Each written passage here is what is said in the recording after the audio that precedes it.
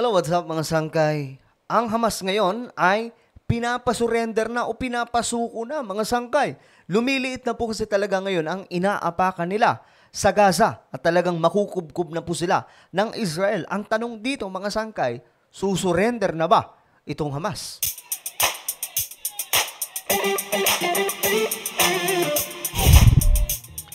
Magandang oras po sa lahat ng ating mga kababayan, lalong-lalo na po yung lahat ng mga solid sangkay na lagi pong nanonood dito. Anyway, bago po tayo magsimula, pakisubscribe po muna yung ating YouTube channel. So sa baba ng video na to, itong pinapanood yung mga sangkay, may makikita po kayo dyang subscribe button. Pindutin nyo lamang po yan, tapos i-click nyo yung bell at i-click nyo po yung all. Ulitin ko, click the subscribe down below, click the bell, and click all. At kung kayo ay nanonood sa Facebook, huwag niyo pong kalimutan na i-follow ang ating Facebook page. Alright mga sangkay, eto na naman, Israel. Usapang Israel na naman. Alam niyo kasi, itong Israel, para po sa inyong kaalaman, no? I-remind lamang po natin ang bawat mga nanonood ngayon. Malaki po ang gampanan na ito mga sangkay pagdating po sa propesiya na nasusulat po sa Biblia. Sorry sa mga walang alam, mga sangkay, but I think kung ikaw ay born-again Christian na hindi mo alam ang mga propesya na nakasulat sa Biblia, I think kailangan mo nang basahin ang Biblia mo. Tingnan ano nga ba ang mga propesya na nakasulat dyan. Dahil nga po itong mga nangyayari sa panahon natin ngayon, lahat ng yan ay nakasulat sa Biblia. Para lamang po tayong nanonood habang nagbabasa mga sangkay sa kung anong nakasulat sa Biblia at para maging ready po tayo sa mga nangyayari. Kaya napag-uusapan natin lagi itong Israel. Ang Israel po talaga, kakaliit-liit na bansa, mga sangkay. Pero, talagang nabulabog po ang buong mundo. Bakit? Ang Israel po talaga pagdating sa prophetic calendar, malaki po ang involvement nila dito. Pagdating po sa second coming of Jesus Christ, rapture, pagdating ni Antichrist, pagtatayo ng third temple at marami pa pong iba, andyan po ang Israel mga sangkay. Isa po sila sa may malaking bahagi ng propesiya na nakasulat po sa Biblia. At sabi pa nga po sa Revelation chapter 1 verse 3, Blessed is he that readeth, okay? And they that hear the words of this prophecy and keep those things which are written therein. For the time is at hand. So, mapalad ang mga taong nagbabasa ng Biblia, mga sangkay, at naririnig o nakikita po nila kung ano po ang propesiya. Nang sa ganon, hindi po tayo maliligaw, mga sangkay, kung ano man ang mga magaganap na.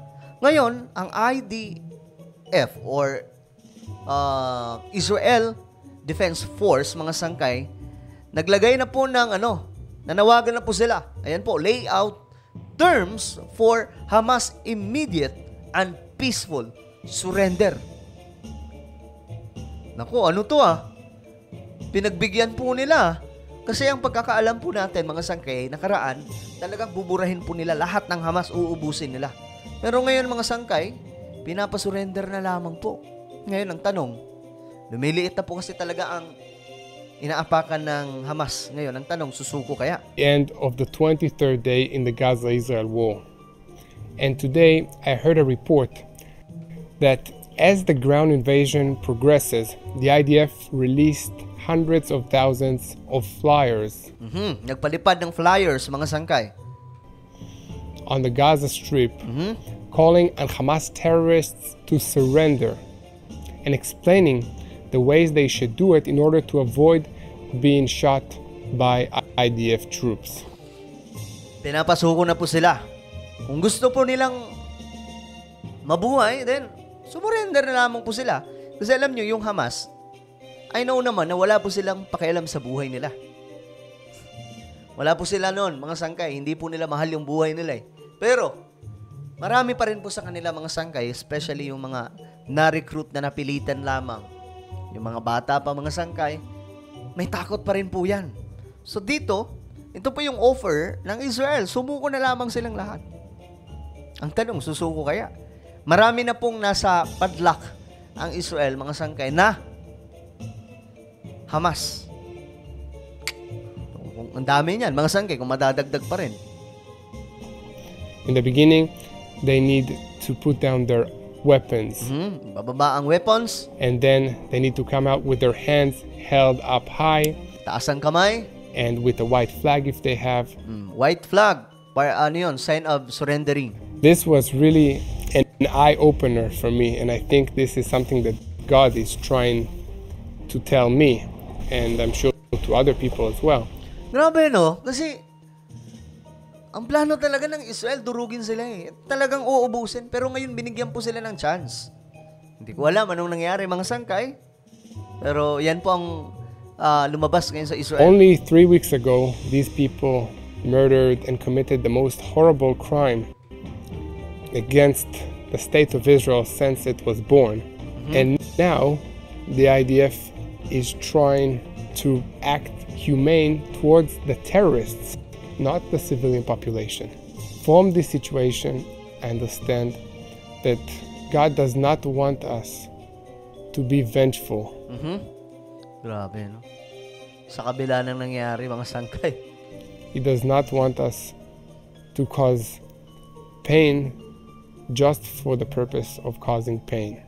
On the other hand, we see Hamas terrorists that are carrying out more and more missile attacks towards Israeli civilian populations. And one of these attacks hit a house in Tel Aviv. I was thinking to myself, your population, the population of the Gaza Strip, does not have water, does not have basic humanitarian supplies, does not have fuel to fuel their generators in the hospitals and other needs. And this organization is using everything in order to intensify its attacks against civilian populations. This is clearly Yung mga civilian na yan, mga sangkay ha, both civilian, Israeli, and Palestinians, civilians, ang ginagawa po nitong Hamas, malala, mga sangkay. Pagdating sa Palestinians, ginagawa po nilang shield. Yung kanila mismo mga kababayan. Biruin mo ba naman kung itong mga taong, itong Hamas, mahal po nila yung kanilang mga kababayan, bakit gagawa po sila ng kampo sa ilalim ng mga building na nagkalat po sa Gaza? Wala po silang pagmamahal. So, ibig sabihin, kaya ginawa nila ito. Nang sa ganun, pag inatake po sila ng kanilang mga kalaban, ang unang tatamaan yung nasa ibabaw. Sino nasa ibabaw? Yung mga civilian. Galing, di ba? war between good and evil. Hamas does not want us to negotiate a piece of land. Hamas does not believe that the state of Israel and the people of Israel should exist, period. This evil ideology is not just carried out by Hamas. This is the same ideology that we see that ISIS used. You will not have safety, even in your dreams, until you embrace Islam. Grabe, no? Yan po, ganito po yung ideolohiya ng Hamas. Yan, basahin nyo na lamang mga sangkay. My goodness.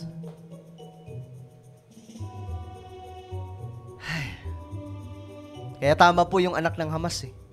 Hindi po ito, ang digmaan na ito is not something na pampolitika. Wala pong halong politika yan, mga sangkay. Dahil kung politika daw po yan, madaling ma-resolve yan. Pero dahil, ayan o, basahin nyo na lang. Basahin nyo mabuti, ayan o.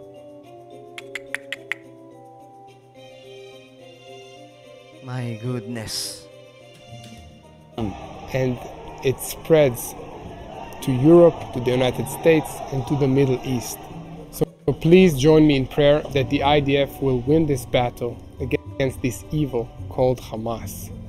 We are not fighting for revenge. We are fighting for a better future, and for this to never happen again. So, ayan mga sangkay, ang ganda po ng sinabi ng sundalo na yon ng Israel. Alam nyo, di po natin alam kung anong kasunod. I'm sure, mananalo naman dito ang Israel dahil hindi pa po ito ang Gog and Magog War. Ang Gog and Magog War o battle, yan po ang isa sa pinakamalala. And after that, meron pang Armageddon, ang final battle. So, hindi pa po yan mga sangkay. So, I think mananalo po dito ang Israel. Pero ang nakakaano dito mga sangkay, ano ba ang mangyayari? Anong susunod na mangyayari after ng war na ito? Yan po, pag-usapan natin po yan next time. So, bago tayo magtapos mga sangkay, pakisubscribe po muna yung isa kong YouTube channel. Ito po ay Sangkay Revelation. Hanapin nyo po sa YouTube. At kapag nakita nyo na click the subscribe, click the bell, and click all. Una po ay magpapaalam hanggang sa muli. This is me, Sangkay Janjan. Palagi nyo pong tatandaan that Jesus loves you. God bless everyone.